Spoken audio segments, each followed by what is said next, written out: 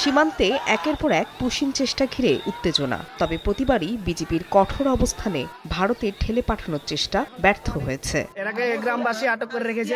সোমবার রাতে চাঁপাইনবাবগঞ্জের রকুনপুর সীমান্ত দিয়ে নৌকায় এক নারীকে বাংলাদেশে ঠেলে পাঠানোর চেষ্টা করে ভারতীয় সীমান্ত বাহিনী। স্থানীয়রা টের পেয়ে ওই নারীকে আটকে রাখে। খবর পেয়ে বিজিবি পুশিনের চেষ্টা প্রতিহত করে। প্রতিবাদের মুখে শূন্যরেখায় অবস্থান করলেও পরে ভারতের অভ্যন্তরে সরিয়ে নেওয়া হয়। এদিকে ওই নারীকে অনুপ্রবেশে সহায়তা করার অভিযোগে ৭ বাংলাদেশিকে আটক করা হয়।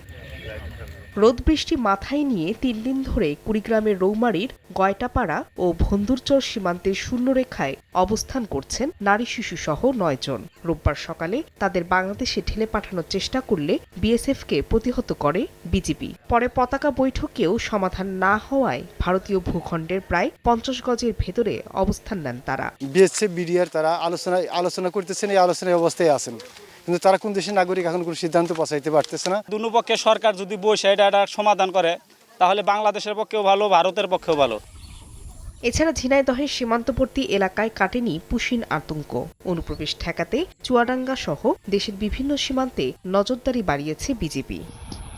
ফারিয়া ফারজানা, সময় সংবাদ।